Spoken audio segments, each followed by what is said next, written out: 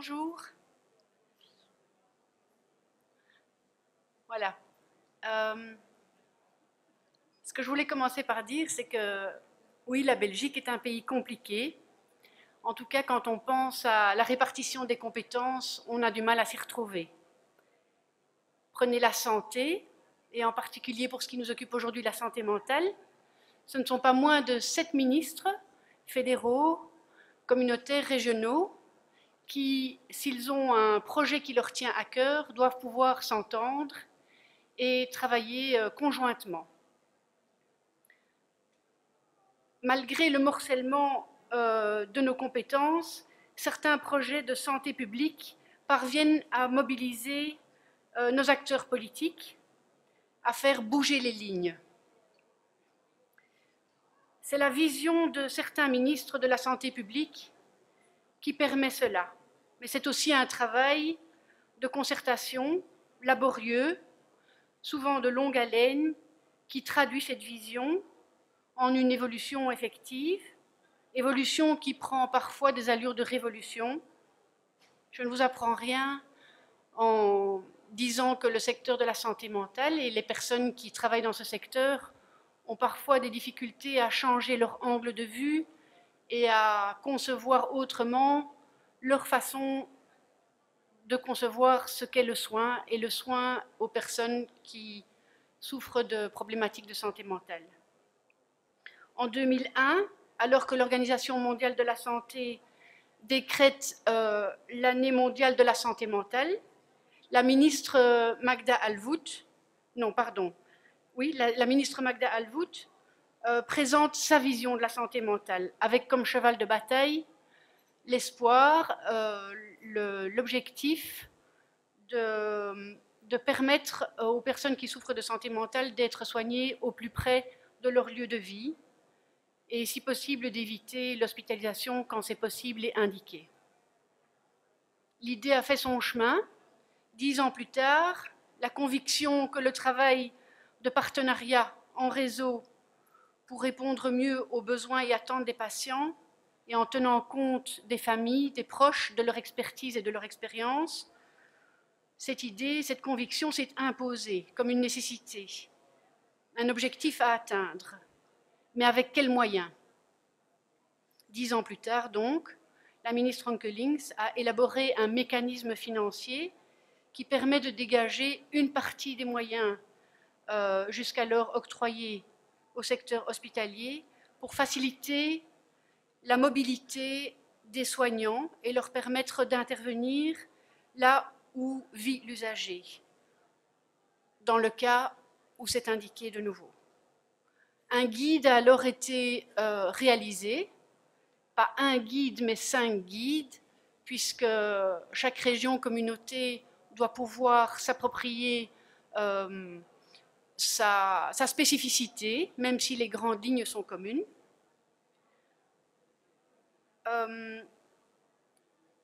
C'est une petite révolution, la production de ce guide. Les projets pilotes eux-mêmes ont été lancés. Ils ont démarré en 2010-2011. Ces projets, nous pouvons aujourd'hui commencer à en mesurer les acquis, mais aussi les attentes qui restent encore en suspens. Les 2 orateurs à qui j'ai proposé de venir vous parler de la réforme de la santé mentale aujourd'hui sont au cœur de ce processus, puisqu'ils sont les coordinateurs, l'un du réseau de la région du Centre, Madame Macuche, et le second, Monsieur Didier de Rimaker, pour le réseau Santé Namur. Je leur laisse la parole.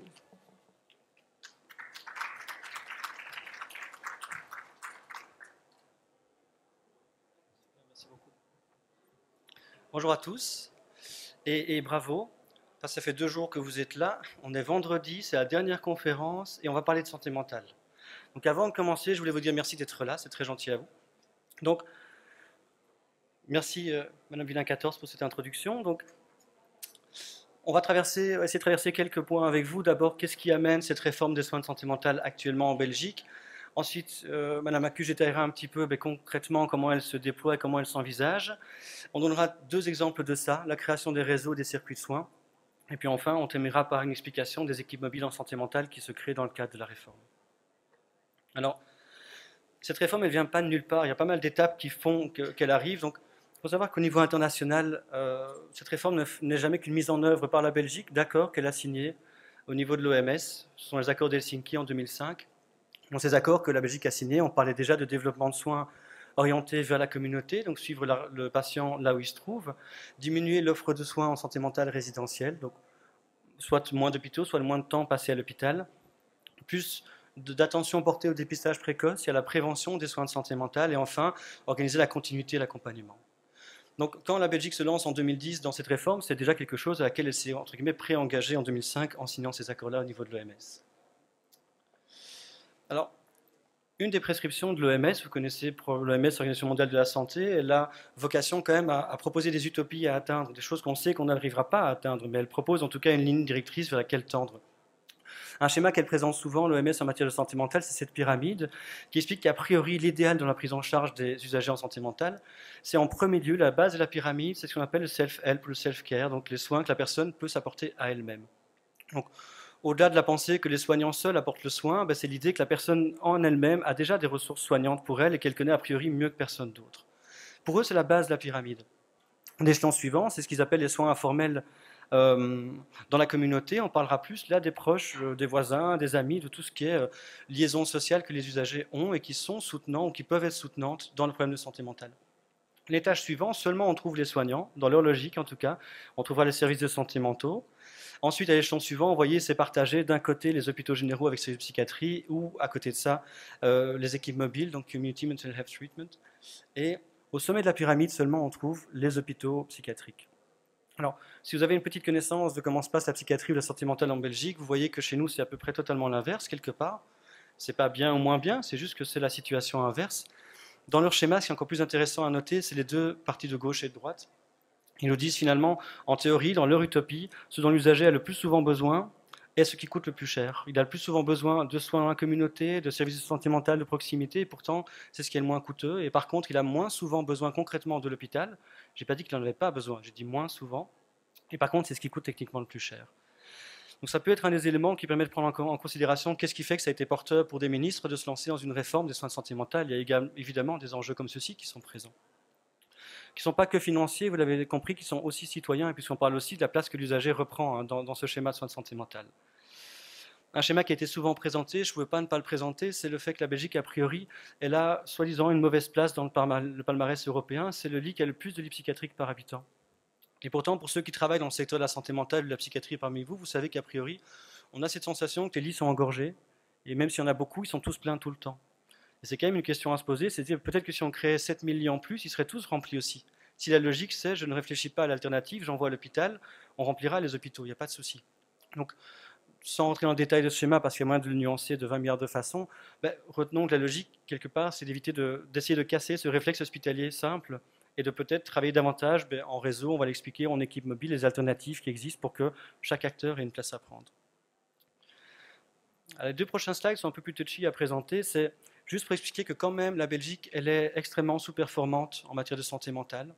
Pas mal d'études européennes, notamment ici des schémas présentés par le professeur Vincent Laurent, l'UCL, montrent que par rapport au suicide et mise en observation, on a clairement un système de santé mentale qui n'est pas performant.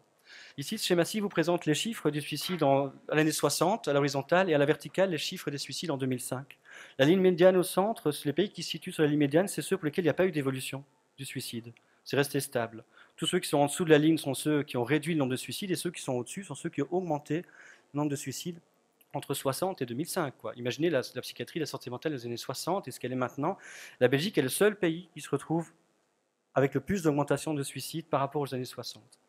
C'est quand même assez interpellant, donc je pense, enfin, pas mal de gens pensent qu'il y a pas mal de choses à faire à ce niveau-là, du coup.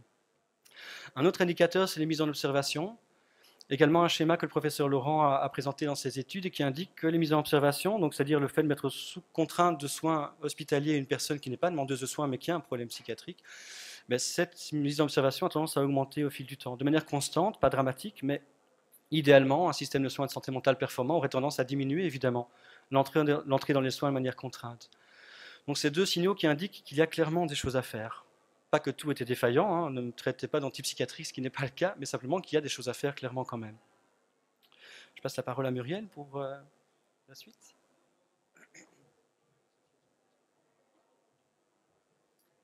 Voilà, bon, déjà on va faire une petite adaptation parce que je suis légèrement plus petite que mon collègue, mais tout va bien, on me voit. Voilà. Alors, je vais peut-être être un peu redondante par rapport à ce que Madame Villain-14 a dit tout à l'heure, mais voilà, on trouvait important peut-être de retracer avec vous les grandes étapes au niveau de l'histoire de la santé mentale ou de la psychiatrie, c'est selon. Et donc, vous pouvez voir que déjà, il y a eu plusieurs vagues de réformes. La première des réformes, pour l'appeler comme ça, c'est la réforme des années 70 qui voit la naissance des services de santé mentale. Après ça, dans les années 80, il y a un moratoire sur l'ouverture des lits hospitaliers, ce qui fait que ça réduit déjà en tout cas les perspectives en termes de résidentiel. Et puis dans les années 90, on commence vraiment à se dire, voilà, on a à travailler autour de comment une personne qui a des troubles psychiatriques peut vivre à l'extérieur d'un hôpital. Pardon. Et donc on crée dans les années 90 les initiatives d'habitation protégée et les maisons de soins psychiatriques. Donc je ne sais pas exactement de quel secteur vous venez, mais donc maison de soins psychiatriques, c'est quelque chose qui est de l'ordre de l'hébergement, qui pour des personnes qui ne nécessitent plus de soins hospitaliers, mais qui n'ont plus suffisamment de capacité d'intégration sociale pour vivre à l'extérieur d'une institution. Initiative d'habitation protégée, ce sont des personnes qui vivent effectivement dans la communauté, dans des appartements, des maisons semi-communautaires ou des maisons de façon plus isolée, mais qui ont le suivi d'une équipe pluridisciplinaire de façon assez intensive. Donc ça, c'est pour les années 90.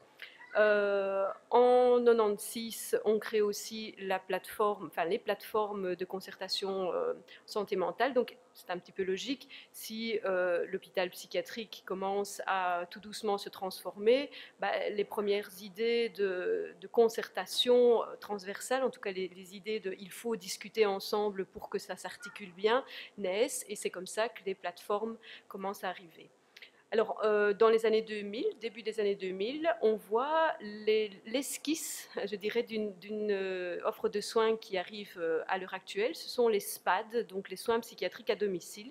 C'était un projet pilote qui testait justement la possibilité de suivre des personnes qui ne sont donc pas en habitation protégée, qui vivent chez elles, qui louent un logement ou qui sont propriétaires, mais qui nécessitent des soins réguliers. Et donc ces soins psychiatriques à domicile testaient vraiment l'idée de voir est-ce qu'il était possible d'aller encore un peu plus loin que ces habitations protégées et de suivre des personnes de façon beaucoup plus légère. C'est aussi un petit peu plus tard le début des projets thérapeutiques. Alors les projets thérapeutiques, ce sont des projets pilotes qui testaient l'idée de concertation transversale, comme je vous évoquais un petit peu plus tôt avec les plateformes. C'est vrai que les plateformes, elles ont aussi la mission de voir ce qui existe sur le terrain, ce qui manque sur le terrain et de le faire remonter au niveau des autorités. Ici, les projets thérapeutiques, c'est vraiment autour d'une personne, se dire, voilà, faisons un petit peu le bilan de ce dont cette personne a besoin, mettons-nous ensemble entre professionnels de tout secteur, de divers secteurs, et voyons, en l'occurrence, comment on peut faire ensemble pour aider ces personnes. Et puis petit à petit, la réforme dont on cause ici arrive en 2010. Voilà. Et donc, je vous ai un peu expliqué donc l'évolution, c'est qu'on est passé de soins très hospitaliers, très résidentiels, vers des soins ambulatoires, des logements qui sont plus supervisés, de la concertation transversale, des esquisses d'équipes mobiles qui ont testé cette offre de soins et qui ont démontré finalement que c'était tout à fait non seulement intéressant mais nécessaire puisqu'il y avait vraiment une demande importante sur le terrain. Et donc maintenant, on en est à la création de réseaux plus formalisés. Alors, il y a un guide concernant la réforme qui est sorti en 2010, en mai 2010 je pense, dans lequel évidemment on a dressé les grandes lignes de cette réforme, les outils dont on allait se servir, les outils qu'on allait mettre en place. Et donc vous pouvez, si vous le souhaitez, retrouver toutes ces informations sur le site de la réforme, donc www.psy107.be. Alors donc, deux grandes articulations au niveau de cette réforme. D'une part, la formalisation d'un réseau intersectoriel, réseau articulé autour de 5 fonctions nécessaires que nous allons décrire un peu plus loin, avec, comment je vais dire, principal ouvrier des réseaux, les coordinateurs de réseau, donc comme Didier et moi. Et puis alors, de l'autre côté, vous avez des nouveaux dispositifs de soins, donc par exemple, pour le moment, ce dont on parle beaucoup, les équipes mobiles, qu'on va détailler un petit peu plus loin. Alors les équipes mobiles, elles viennent, comme Madame Villain-Quatorze l'a dit tout à l'heure, d'une technique financière possible qui a été mise en œuvre, qui s'appelle d'ailleurs l'article 107, ça fait partie de la loi sur les hôpitaux, et donc qui permet de débloquer, de dégager des moyens résidentiels, moyens financiers, mais moyens aussi en personnel, et de transformer une offre de soins résidentielle en offre de soins mobile. Alors, sur le pays, il y a 19 projets de réseau qui sont en cours pour le moment. Donc en Wallonie 6, à Bruxelles 2, le reste se trouve en Flandre. Donc vous voyez que tout ce qui est encore en blanc sur la carte n'est pas couvert par un réseau actuellement. L'un des objectifs de la réforme, à un moment donné, ce sera de pouvoir couvrir tout le territoire avec des réseaux, des équipes mobiles et toutes les offres de soins nécessaires. Juste vous dire qu'il y avait à la base 26 projets qui avaient été rentrés, je pense que c'est ça, 26 projets, et que donc il y a eu une sélection de ces projets. Les promoteurs généralement sont les hôpitaux psychiatriques et ou hôpitaux généraux, services psychiatriques, et qu'actuellement, voilà, on est en phase de démarrage de ces 19 projets depuis 2011-2012. C'est là que mon collègue vient me donner un coup de main.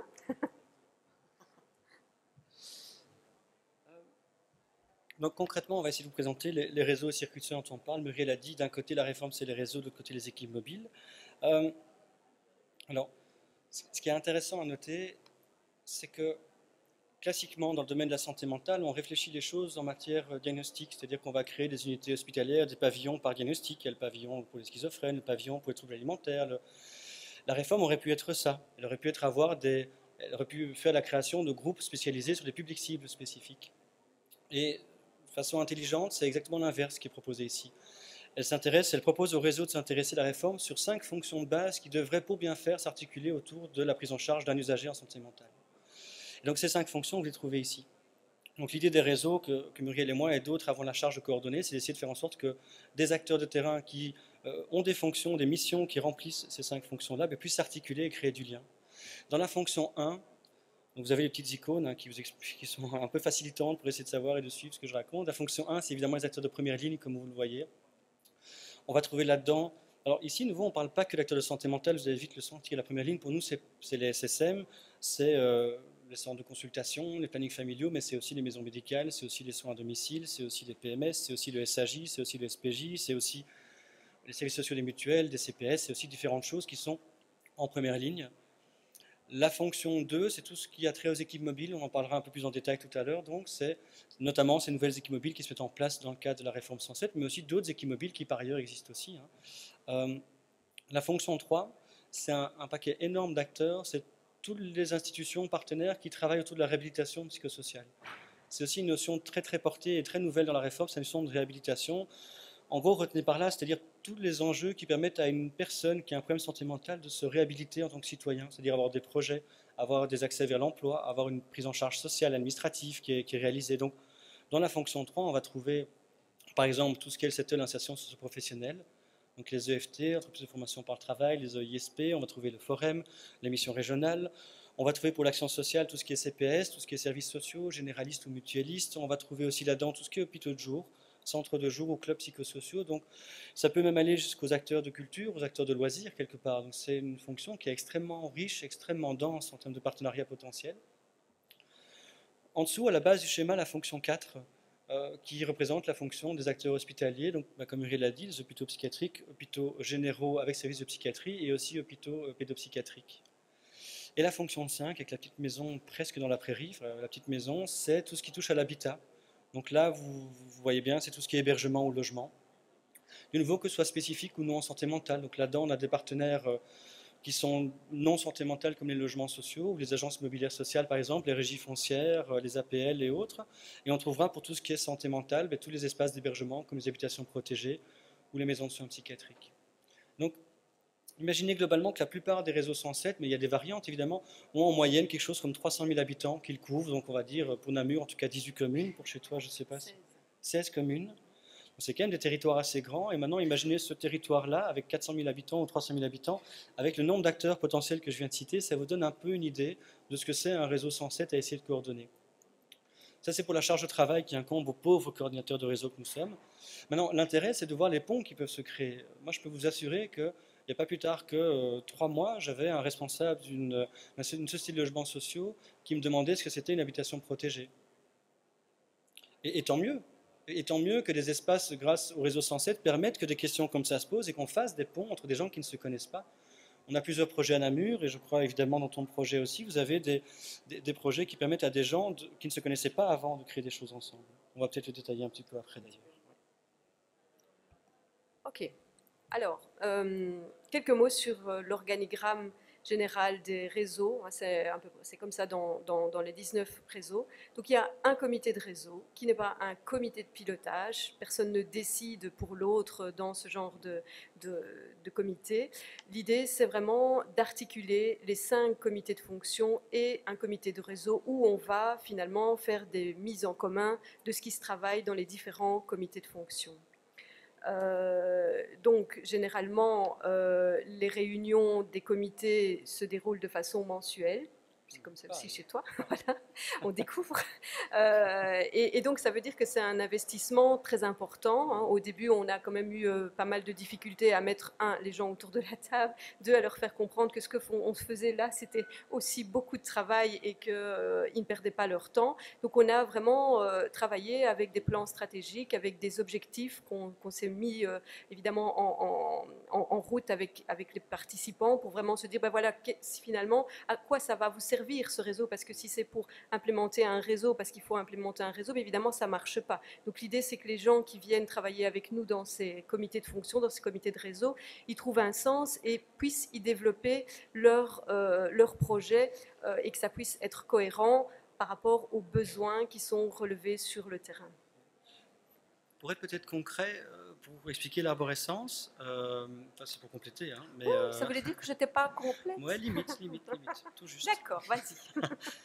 Je vais donner un petit exemple qui n'est pas arrivé à Namur, comme ça moi je suis safe, je ne froisse aucun partenaire, mais imaginons qu'au comité de fonction 3, donc souvenez-vous, réhabilitation psychosociale, travailleurs sociaux, insertion professionnelle, machin et tout, imaginez que les travailleurs sociaux disent, voilà, une difficulté que nous on rencontre, c'est par exemple la sortie hospitalière le vendredi après-midi. Le patient sort à 14 h, c'est l'heure habituelle pour que toute la facturation puisse se faire, c'est légitime. Mais les travailleurs sociaux récupèrent en général le patient 2-3 heures plus tard, en rue ou en ville, en difficulté. Et donc, ces thématiques, imaginons qu'elle apparaisse au comité de fonction 3, elle serait relayée au comité de réseau, qui lui, quelque part, centralise un peu toutes les demandes et les besoins que les partenaires des différents secteurs dont on a parlé rencontrent. Et après, il peut quelque part mettre au travail certains comités de fonction sur les thématiques d'autres partenaires. Donc, dans l'exemple que j'ai cité, sur la question des travailleurs sociaux, le comité de réseau pourrait par exemple mettre au travail le comité de fonction 4, les acteurs hospitaliers, sur cette thématique qui les concerne, en disant voilà le relais d'une demande, après vous en faites ce que vous voulez, vous vous positionnez, ce n'est pas le réseau qui décide, mais vous pouvez, avec une demande précise de partenaires que vous connaissez, qui font partie de votre réseau, prendre un positionnement par rapport à leurs difficultés. C'est un exemple, mais il pourrait y en avoir 15 autres. Je ne sais pas si toi tu as un exemple comme ça à rajouter.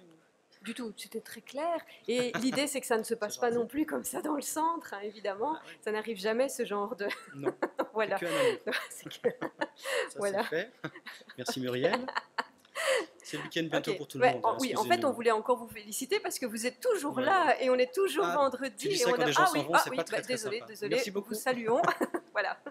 Ok, on voulait aussi peut-être ajouter que pour construire ces comités, donc l'idée c'est que le comité de réseau, si on veut qu'il soit représentatif et qu'il soit une espèce de plateforme où on met en commun des objectifs, c'est qu'il soit, comment je vais dire, représentatif de l'ensemble des comités de fonction. Et donc, par comité de fonction, on essaye d'avoir, je présume que c'est comme ça à Namur, en tout cas, dans le centre, on essaye d'avoir un représentant qui est plus lié au secteur santé mentale, un représentant qui est un peu plus éloigné du service de santé mentale, des services de santé mentale. Par exemple, dans le comité de fonction 2, ben, évidemment, il y a quelqu'un des nouvelles équipes mobiles qui se trouve au comité de réseau, mais il y a aussi un éducateur de rue qui est peut-être bien loin des missions santé mentale, mais qui va, par sa parole, par son témoignage, par sa remise en question, venir titiller les acteurs de la santé mentale et dire hey, oh, c'est bien beau ce que vous racontez, mais nous sur le terrain on a du mal. Et donc c'est comme ça qu'on construit finalement. Alors quelque chose de fondamental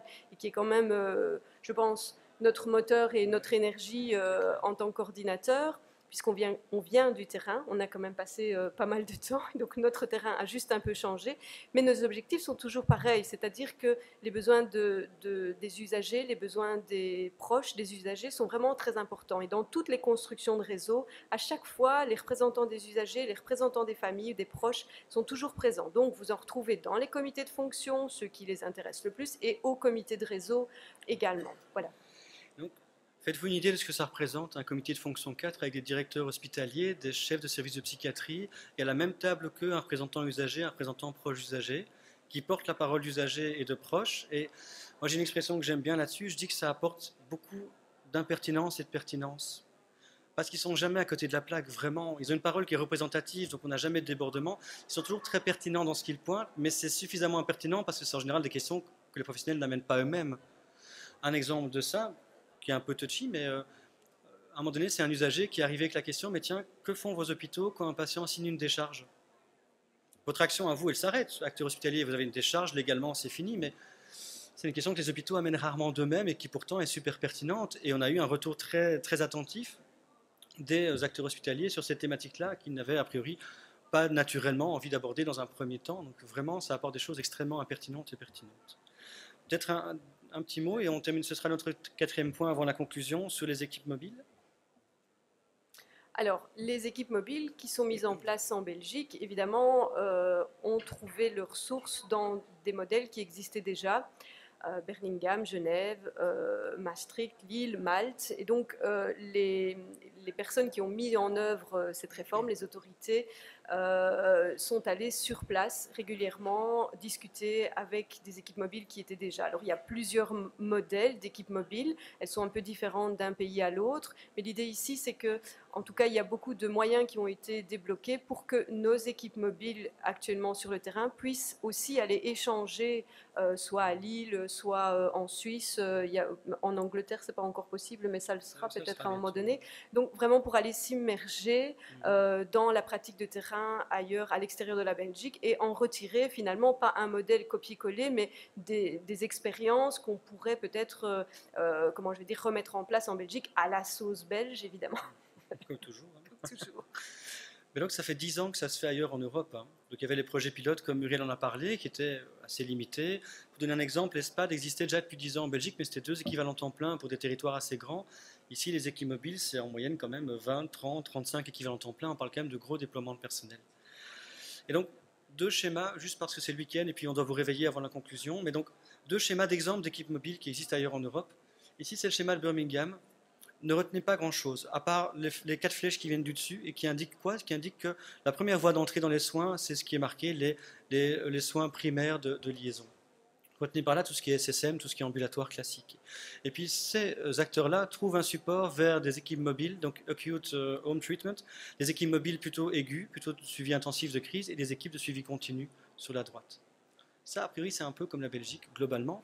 Ce qui est intéressant, c'est que chez eux, mais c'est un modèle qui a bien d'expliquer en quoi le modèle d'organisation des soins en Grande-Bretagne n'est pas le même que chez nous, évidemment. Mais dans leur modèle, par exemple, la seule voie d'entrée à l'hôpital, c'est la petite flèche que vous voyez en bas à gauche. Et donc, on entre à l'hôpital pas par des préadmissions par un médecin psychiatre de l'hôpital, non, c'est les équipes mobiles qui font la préadmission. Et donc, l'idée, c'est que symboliquement, tout est d'abord testé au domicile, dans la communauté, là où l'usager se trouve, et une fois que ça n'a pas marché, que ça n'a pas suffi, à ce moment-là seulement, on entre vers l'hôpital. Tantôt au début, je parlais de réflexe hospitalier, c'est bien une façon de casser le réflexe hospitalier, parmi d'autres évidemment, c'est de dire, on teste d'abord tout ce qui est imaginable, et puis seulement on va vers l'hôpital. Ici, un deuxième schéma, et puis il n'y en aura que 2, rassurez-vous, c'est l'exemple qui se passe à Lille. Alors France, psychiatrie de secteur, c'est un autre déploiement de moyens qu'en Belgique, évidemment, c'est pas totalement comparable, mais le principe elle-même, c'est qu'autour du patient s'articulent plein de structures dans la communauté, que ce soit des familles d'accueil thérapeutique, que ce soit des hospitalisations à domicile, que ce soit des visites à domicile, différentes structures que vous voyez là. En dehors du schéma se trouve l'hôpital quand c'est nécessaire, des centres de crise quand c'est nécessaire, et tout ceci est encadré par, et c'est un peu la même dynamique qu'en Belgique, parce qu'ils appellent des conseils locaux de santé mentale, et donc ils ont un peu cette même logique de plein de soins communautaires autour du patient, l'hôpital quand c'est indiqué, et autour de ça un réseau qui fait se rencontrer les acteurs potentiellement du soin. Je comprends que c'est moi qui dois parler, d'accord. Ok, alors, donc il y a deux types d'équipes mobiles qui sont en place actuellement. Donc il y a une équipe qui est plus dédiée à des situations de crise, qu'on appelle couramment la 2A. Évidemment, localement, il y a des noms très précis qui sont trouvés, parfois de façon très créative. Alors, tout de suite, je différencie ce que c'est la crise par rapport à l'urgence. Donc, évidemment, ce ne sont pas des équipes qui courent dans le quart d'heure en allumant le gyrophare et en venant jouer les pompiers ou les ambulanciers. On n'est pas du tout dans ce genre de pratique-là. Ce sont des équipes qui gèrent la crise. Alors, la crise, qu'est-ce que c'est? La crise, ça peut être... je suis maman d'une personne qui souffre d'une schizophrénie. Elle ne sort plus de sa chambre depuis longtemps. Elle n'est pas demandeuse de soins, mais j'ai vraiment de plus en plus de mal à entrer en communication avec elle. Elle ne sort plus. C'est très difficile. Voilà, je contacte l'équipe de crise. Je me dis que peut-être le traitement n'est pas bien pris. Je me rends compte qu'il y a des symptômes de plus en plus inquiétants. Maintenant, je n'ai pas quand même envie d'aller à l'hôpital parce que peut-être on ne va pas m'hospitaliser mon fils ou ma fille parce qu'on n'en est pas là. Eh ben, cette équipe de crise, elle va peut-être intervenir après avoir discuté avec la maman ou le papa ou le proche ou le médecin généraliste ou peu importe qui est autour de cette situation. Et elle va dire, ok, il n'y a pas besoin d'une demande. Donc ça, c'est quand même quelque chose d'assez nouveau. Enfin, souvent, moi, j'entends quand je fais des présentations, oui, mais bon, les personnes ne sont pas demandeuses, donc voilà, c'est foutu. Ben non, c'est pas foutu. Ça fait partie des soins en santé mentale. On sait bien qu'on doit faire avec. Et donc, les équipes mobiles vont y aller à dose homéopathique. Donc, peut-être que la première fois, ils vont juste rencontrer le proche, ils vont discuter avec ce proche qui est peut-être réellement, lui, en souffrance et en demande de quelque chose. Et puis petit à petit, si la porte continue à s'ouvrir, un entretien, deux entretiens, peut-être que finalement la porte de la chambre va s'ouvrir et qu'à un moment donné, la personne va descendre. Et c'est comme ça que le lien se tisse. C'est vraiment à dose homéopathique. Donc, c'était pour vous dire que ce n'était pas du tout de l'urgence, ce n'est pas une bande de cow-boys qui débarque et qui camisole tout le monde, on n'est évidemment pas dans ce schéma-là. L'idée, c'est vraiment de travailler petit pas par petit pas. Et surtout, tenir vraiment, comment je vais dire, la situation, essayer de gérer la crise à tous les niveaux, au niveau des proches, au niveau parfois des professionnels qui ne savent plus, les professionnels de première ligne, les aides familiales parfois, qui ont vraiment beaucoup de courage, qui vont jusqu'au bout dans leur démarche, mais qui à un moment donné ont peur et se disent, ben voilà, je ne sais pas ce que je dois faire, je ne sais plus ce que je peux faire, ce que je ne peux pas faire, et donc au secours, j'ai besoin d'un coup de main. Et donc ces équipes mobiles, elles peuvent intervenir de cette façon-là. Alors c'est un suivi très intensif, c'est-à-dire qu'elles peuvent se déplacer si nécessaire 3 fois par jour la première semaine. La grosse limite, c'est qu'elles ne vont intervenir qu'un maximum de 30 jours, quitte à ce que 15 jours plus tard, il faille y retourner. Mais l'idée, c'est vraiment d'avoir des interventions intensives, mais brèves dans le temps. Alors, c'est une équipe qui est accessible 7 jours sur 7 et 24 heures sur 24. Les modalités varient un tout petit peu d'une équipe mobile à l'autre parce que chacun essaye des choses puisqu'on est en phase exploratoire. En tous les cas, la nuit, il est toujours possible de contacter une équipe mobile et d'avoir, peut-être pas directement, mais quelqu'un qui rappelle si on est déjà pris en charge ou quelqu'un, en tout cas, qui vous renvoie vers un autre service. Donc ça, c'est une accessibilité de nuit. Mais la plupart des équipes ne se déplacent pas la nuit. Vraisemblablement, je n'en connais pas qui se déplacent la nuit. C'est un peu logique, si on ne travaille pas dans l'urgence, il n'y a pas vraiment de raison de courir à 2 h du matin au domicile de quelqu'un. Par contre, il y a à prendre en charge des situations parfois par téléphone où la personne s'angoisse, a besoin de parler à quelqu'un, ça c'est possible. Voilà. Alors, donc 24 heures sur 24, et c'est une équipe qui est composée en général d'infirmiers, de psychologues, d'assistants sociaux, d'ergothérapeutes. Enfin, ça varie aussi un petit peu d'une équipe à l'autre. Alors, la deuxième équipe, là, on est dans un suivi plus au long cours, avec, je dirais, des interventions à domicile qui sont plus dans des, on va pas dire des heures de bureau parce qu'ils vont pas être contents, mais des heures un petit peu plus de jours étendues dans la soirée, avec une idée de, ben voilà, on prend rendez-vous, on passe une fois ou 2 fois sur la semaine, et on est plus dans un suivi qui est aussi long que nécessaire et aussi court que possible. Non, c'est l'inverse, je ne sais plus. Moi, les expressions, ça ne va pas. Enfin, si tu as compris, tout va bien. Alors, donc là, on est vraiment dans l'idée de travailler à des préventions de rechute. Donc, le travail qui va être fait, ben, c'est aussi à la base un travail d'approche à dose homéopathique aussi, mais une idée de travailler autour de la maladie, autour de, ben voilà, du traitement, autour aussi de tiens, je suis stabilisée, ou la personne est stabilisée, mais elle ne sort pas beaucoup, et donc elle n'ose pas beaucoup sortir. Prendre le bus, aller vers les autres, c'est quelque chose de compliqué. Et donc, cette équipe, elle va aussi pouvoir accompagner dans des démarches et vraiment essayer d'amener tout doucement la personne à s'intégrer le plus possible dans la communauté. Ai-je oublié quelque chose? Comme d'habitude, c'est non. Merveilleux. Ce qui est intéressant à retenir, et Muriel a insisté quand même là-dessus. quelque chose à rajouter. Ouais, toujours, forcément. On me donne un micro, je parle. Hein. D'accord, on en a 2, c'est super. Hein. Ce qui est intéressant à retenir, c'est qu'à un moment donné, classiquement, avant ces équipes mobiles avec ce déploiement-ci, il y avait 2 voies d'accès aux soins pour les usagers. C'était soit je vais à l'hôpital, soit je vais en consultation. Sachant que dans les 2 cas, il faut quand même, comme tu as bien insisté, très bien insisté tout à l'heure dessus, il faut une certaine demande ou une certaine conscientisation de sa problématique pour prendre un rendez-vous, se taper le trajet, ne pas oublier le rendez-vous, arriver à l'heure. Donc les équipes mobiles, ton exemple était chouette parce qu'il montrait qu'elles vont là où la demande elle est un peu ambivalente, où elle est un peu limite, elle est un peu à tatillon. Et ça, c'est un rôle vraiment important qu'elles peuvent jouer, je pense.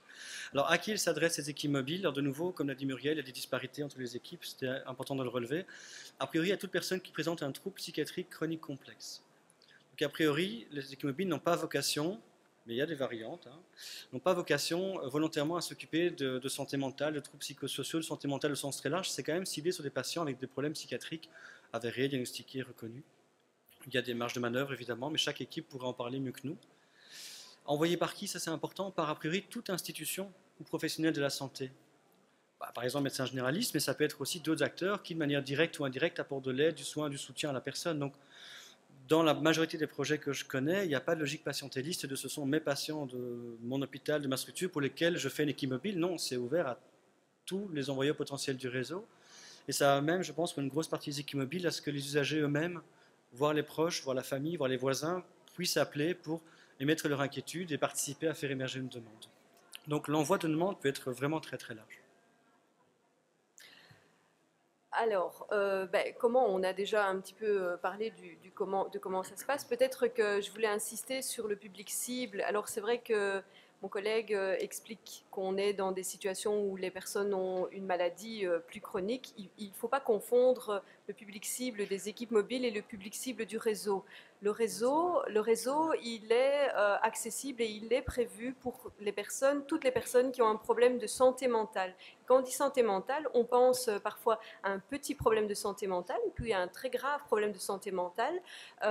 Et l'idée, c'est de trouver le ou les bons services au bon moment qui vont pouvoir travailler ensemble autour d'une situation. Quand on dit santé mentale, on pense aussi à associer et le secteur de la psychiatrie et le secteur des assuétudes qui, souvent, encore trop souvent parfois, sont des secteurs qui ne collaboraient pas ou qui ne se reconnaissaient pas une importance les uns par rapport aux autres. Il y a quand même beaucoup d'expériences qui montrent que voilà, maintenant c'est difficile de couper les personnes en deux. On a essayé mais ça ne marche pas. Donc si je consomme un tas de produits licites ou illicites et qu'en plus je suis dépressive, on ne va pas me couper en deux pour me prendre en charge. Et donc l'idée c'est de pouvoir prendre en charge des personnes de façon globale avec une vision qui est vraiment une vision de rétablissement. Et ça, c'est un des objectifs des réseaux. Voilà. L'insupportable monsieur en face me rappelle qu'on n'a plus qu'une minute pour conclure. Donc, en conclusion, on vous a parlé de quoi? De la création de réseaux transsectorielle, voire intersectorielle. Alors c'est ce que j'expliquais tantôt, hein. Si on veut travailler l'accès au logement des usagers en santé mentale et augmenter leur capacité d'avoir accès à un logement décent et abordable, on doit entrer en connexion avec les acteurs spécialisés du logement, généralistes. Si on veut faciliter la remise à l'emploi, par exemple, ou des projets de mise à l'emploi d'usagers en santé mentale, on doit aussi créer des ponts avec des agents d'insertion socio-professionnelle, et c'est un peu tout ça que les réseaux, parmi d'autres choses, visent. Donc vous l'avez vu, le schéma tout à l'heure, c'est un réseau qui s'articule autour de 5 fonctions, hein, que j'ai décrites tout à l'heure. C'est les 5 missions confiées au réseau. L'idée, c'est vraiment de permettre d'agir de façon complémentaire et concertée, tu l'as rappelé juste à l'instant, et d'assurer une continuité des soins. L'idée, c'est d'apporter une réponse différenciée aux besoins multiples que les usagers pourraient rencontrer. Deuxième point sur lequel on vient d'insister, c'est la question des équipes mobiles. Et là, l'idée, c'est vraiment de faire basculer un peu, encore plus, la logique de soins de santé mentale vers ce qu'on appelle les soins dans la communauté, que l'usager soit suivi là où il se trouve, là où il habite, dans son lieu de vie. Moi, j'ai travaillé 5 ans en équipe mobile. Je peux vous dire que, comme psychologue de formation, le fait d'être chez la personne qui me propose une verre de jupe, enfin, oui, une chope, quoi. Un coca aussi. Non, bah non, quand l'usager alcoolique te propose une chope, comment tu peux travailler quelque chose autour de ça? Donc, parce que tu es chez lui. Et donc on a invité cliniquement à gérer des tonnes d'informations super utiles. Donc des soins dans la communauté, on est dans la réalité de vie, donc peut-être dans la réalité du diagnostic de la personne aussi quelque part. Et en filigrane de tout ça, vous l'avez compris aussi, l'intensification des soins hospitaliers. Donc que le temps à l'hôpital soit intensifié au sens a priori de plus court et plus intense dans les rencontres. Et enfin... Et alors là, moi, il me reste 3 secondes pour vous dire que quelques aspects novateurs de la réforme. Donc, il y a une idée de réhabilitation psychosociale qui est un très grand mot que je n'ai pas le temps de vous expliquer parce que le monsieur en face, il va s'énerver. Donc, voilà. Il y a la valorisation de la première ligne. Et là, je vais quand même permettre d'insister parce que la première ligne, on l'a déjà dit tout à l'heure, c'est vraiment une variété innombrable de services qui œuvrent tous les jours. Ce sont aussi les médecins généralistes qu'on a placés au cœur de cette réforme, mais qui n'ont pas encore trouvé tous les outils nécessaires pour vraiment pouvoir collaborer de façon efficiente avec tout le monde. Et donc là, il y a vraiment beaucoup de travail à faire. Et puis, c'est l'expérience et l'expertise des usagers et des aidants proches. Et maintenant, on n'a plus de secondes. Et donc, moi, je trouve qu'on a fait vraiment un super travail parce que d'habitude, on fait cette présentation en 2 heures. Hein. Donc, franchement, on a parlé un peu vite. Voilà. Et tout le monde est encore là. Il y a même une dame qui vient pour poser une question. Voilà. On a combien de temps pour les questions? On a 15 minutes. On a tout le temps devant nous. On a 15 minutes. C'est merveilleux. Oui, un micro peut-être. On peut. Allez. Super. Alors, on met juste ça. Voilà. Voilà, c'était pour vous permettre de poser des questions et puis aussi pour vous permettre de vous remercier pour cette très agréable présentation qui a été faite rapidement.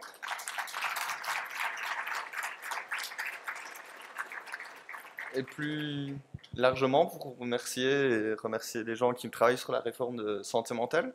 Parce que personnellement, m'occupant des relations internationales, ça me fait toujours plaisir quand je suis à l'étranger et qu'on prend l'exemple de la Belgique et qu'on prend l'exemple de ce travail intersectoriel qui est effectué.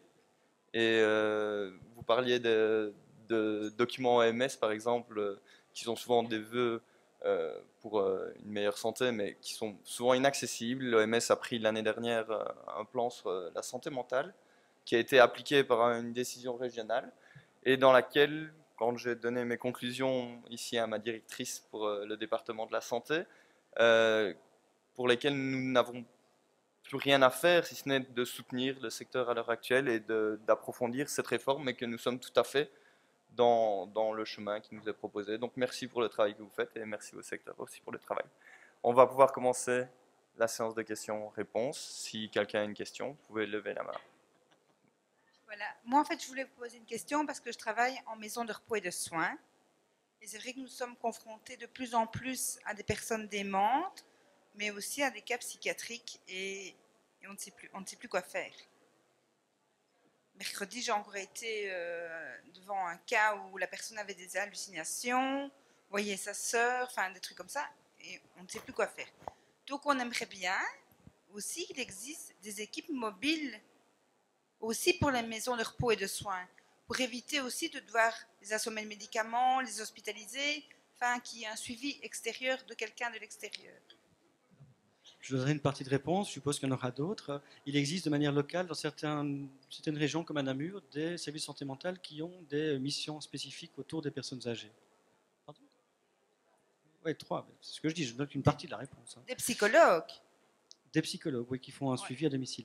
L'autre partie de la réponse, c'est qu'ici, on vous a présenté un modèle qui est testé par le SPF Santé publique avec les régions, les communautés, l'INAMI, qui est ciblé sur un public qui est de 16 ans à 65 ans, qui est limité, parce que c'est un modèle qui est testé. Comme c'était évoqué tout à l'heure, c'est un modèle parmi d'autres modèles européens qui est en train d'être élargi à la pédopsychiatrie. Il y a déjà des ponts qui se font avec le secteur pédopsychiatrique pour envisager comment réformer un secteur qui est très différent. Et de tout le travail qu'on essaie de fournir au mieux, on essaie de faire en sorte de prouver que le modèle fonctionne pour aider à son déploiement vers un autre public cible qui pourrait être les personnes âgées. Voilà. Il n'y a Est-ce qu'un que micro, quelqu'un alors il d'autre va a falloir une... qu'on se partage. Alors, je pense qu'il y aura probablement dans les années qui viennent, mais avant les années qui viennent, donc maintenant, Madame Bouton va expliquer, mais ce que je voulais vous dire, c'est que ça dépend un peu évidemment où vous travaillez, dans quelle maison de repos, enfin dans quelle zone géographique.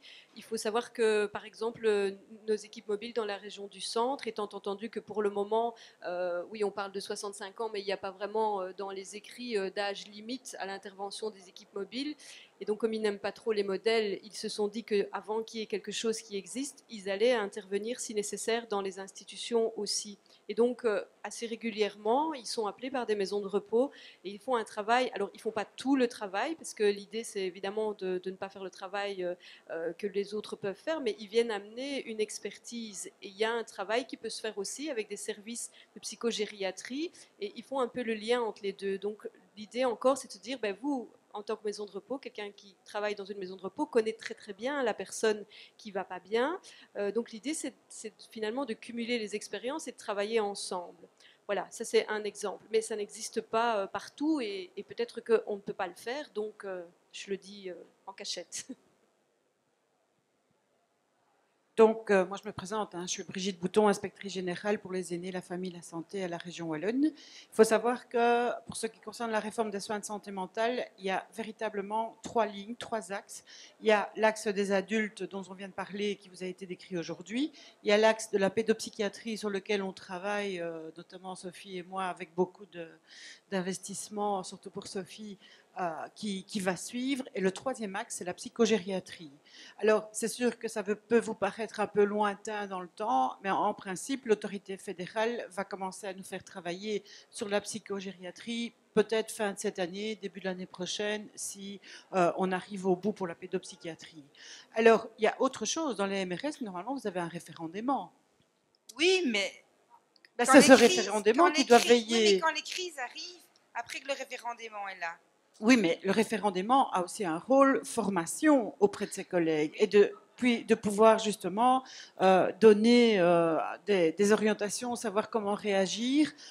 Et puis la formation continue doit permettre aussi d'absorber ce genre de situation. Et à côté de ça, les SPAD peuvent notamment intervenir en maison de repos et de soins, donc les services psychiatriques à domicile. Donc n'hésitez pas, si vous ne les connaissez pas suffisamment, et je pense qu'il y a un espèce de travail en silo, d'hermétisme entre nos secteurs qu'on doit un peu briser, et n'hésitez pas à nous interpeller au niveau de la région Wallonne pour qu'on puisse vous donner une information sur tous les dispositifs qui existent, comme on a mis par exemple deux mi-temps psychologues dans chaque plateforme de concertation en soins palliatifs. Donc il y a toute une série de dispositifs qui peuvent être exploités. La question est comment est-ce qu'on peut améliorer la communication vers vous pour que vous puissiez vous en servir et avoir une réponse concrète à vos difficultés quotidiennes. Ça, c'est vraiment, moi je pense que c'est un enjeu essentiel, en tout cas pour la prochaine législature. Est-ce que quelqu'un a une autre question?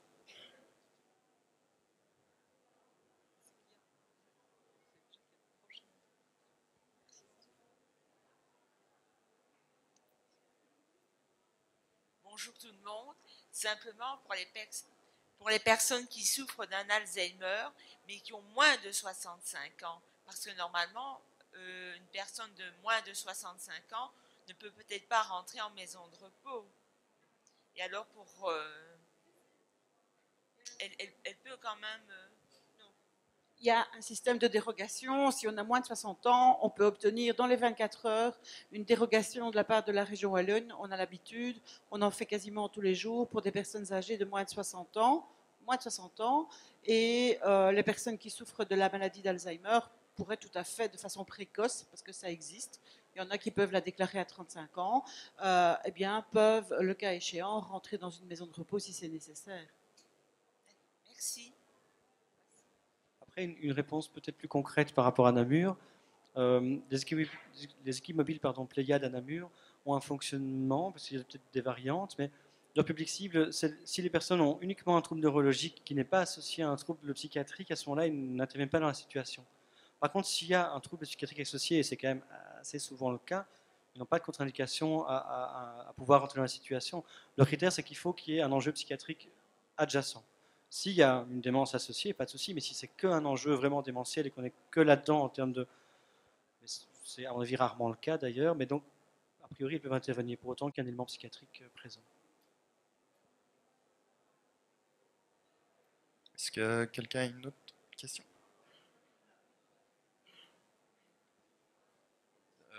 Donna Colin et Nami. Donc moi, ça m'intéressait de voir un peu par rapport aux équipes mobiles, est-ce qu'on a déjà une certaine vue, une certaine expérience du nombre d'interventions, d'une façon générale, par rapport au nombre de demandes? Est-ce qu'aujourd'hui, ce qu'on met en place permet de satisfaire les demandes qui sont faites, ou bien on est déjà dans des équipes qui sont débordées et qui ne peuvent pas assumer l'ensemble?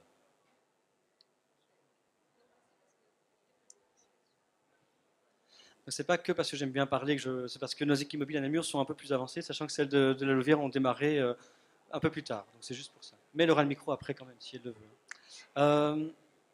La question, c'était quoi? Le nombre, merci. Le nombre, alors, à Namur, pour les chiffres que j'ai, mais ils datent de l'année passée, il n'y avait pas encore d'engorgement, mais ils étaient déjà en train d'anticiper que ça allait arriver. Donc, je ne sais plus vous dire la période exacte, mais je sais qu'ils avaient atteint un nombre de personnes suivies par l'équipe mobile 2B, donc de suivi continu, dont Muriel a parlé, qui était de 280 personnes, dont 30 étaient en attente, c'est-à-dire il y a un temps d'accueil, évidemment, d'accueil de la demande pour évaluer si c'est une bonne situation pertinente pour intervenir en termes d'inclusion. Ils avaient en gros 250 personnes déjà suivies en équipe mobile de domicile de manière active et 30 encore en attente. Pour l'équipe 2A, donc celle qui travaille plutôt la crise, ils avaient, mais c'est les chiffres de l'année passée, je n'ai pas eu les plus récents, ils avaient un jour J, ils ont fait des photographies par jour plutôt que vraiment le nombre de personnes cumulées. On était à plus ou moins 21 personnes suivies à un moment donné, à un jour J donné. Donc ils ne sont pas encore dans l'engorgement. À ma connaissance, d'autres équipes mobiles 107 le sont déjà, même assez largement. À Manage, je ne sais pas. Et par contre, ils ont à Namur, en tout cas, déjà anticipé les choses en créant un groupe de travail interne pour anticiper comment on fera le jour où il y aura une liste d'attente, pour éviter qu'elle s'engorge, pour trouver d'autres choses et réfléchir sur les raisons de l'engorgement. Ils sont par exemple questionnés sur une dynamique qui arrive souvent dans les nouveaux projets, c'est-à-dire on démarre un boulot, on attend que le téléphone sonne, entre guillemets, je caricature, et donc il y a probablement au début des prises en charge des inclusions qui ont été traitées un peu plus larges que prévu. Donc probablement qu'ils ont dû au fil du temps affiner un peu le critère d'inclusion pour réduire les choses, et donc des éléments sur lesquels ils peuvent travailler pour éviter l'engorgement et peut-être en se spécifiant sur un public cible de plus en plus spécifique. Ou pas, ils sont en réflexion là-dessus en tout cas. Oui, alors, donc, je ne sais pas vous donner de chiffres, évidemment, c'est trop tôt. Mais par contre, je dirais que nous, en ayant pu démarrer plus tard que les autres, on a pris beaucoup de temps pour construire le réseau. Et que peut-être on a un peu moins de difficultés par rapport à ça. C'est-à-dire que, par exemple, l'équipe de crise, comme elle travaille sur 30 jours, très très très très vite, elle prend contact avec le partenaire potentiel sur place, même celui qui est épuisé ou celui qui n'est pas encore épuisé, pour essayer de redynamiser ça. Et ça permet en tous les cas que très rapidement, ils puissent se dire, ok, quand on s'en va, nous, il y a quelqu'un qui prend le relais et on peut revenir de façon épisodique. Mais ça ne peut se faire, ça n'a pu se faire que parce qu'il y a eu un travail préliminaire qui a été mis en place par rapport aux médecins généralistes, par rapport à tout un tas de personnes qui sont là. Et donc voilà, c'est peut-être une piste en tous les cas. Mes autres collègues ont eu plus de mal parce que c'était le nouveau, entre guillemets, le nouveau jouet à la mode. Et donc tout le monde a voulu ces équipes mobiles parce que toute personne qui était débordée dans les réseaux se sont dit, ça c'est la solution. Mais la solution, c'est pas ça. La solution, c'est le travail, évidemment, dont Madame Bouton parlait tout à l'heure, de transversalité et de casser ces façons de fonctionner en silo. Parce qu'alors là, on a vraiment des richesses et des ressources pour aider les gens. Voilà. Est-ce qu'il y aurait encore une question?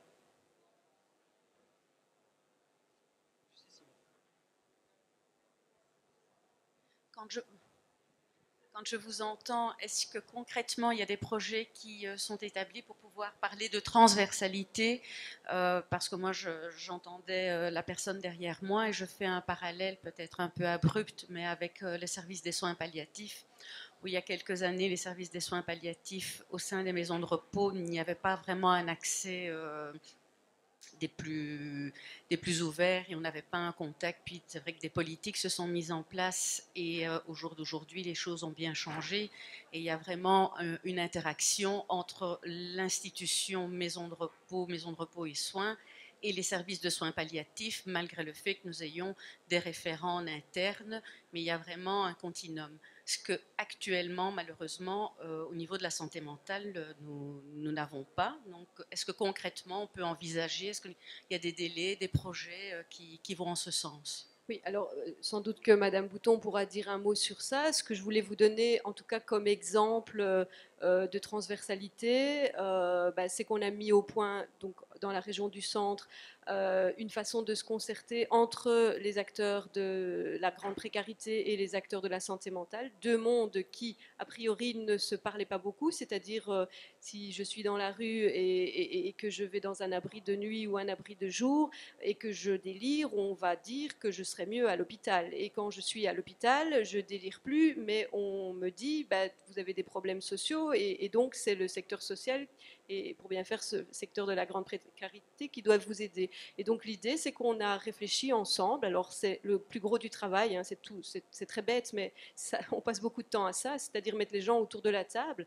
apprendre à connaître les limites d'intervention des deux secteurs, et puis avoir les points de convergence et vers où on peut travailler ensemble. Et ça, c'est de la transversalité, ce qui fait que maintenant, on commence à inclure des situations problématiques, évidemment. Voilà, il y a d'autres exemples dans le secteur.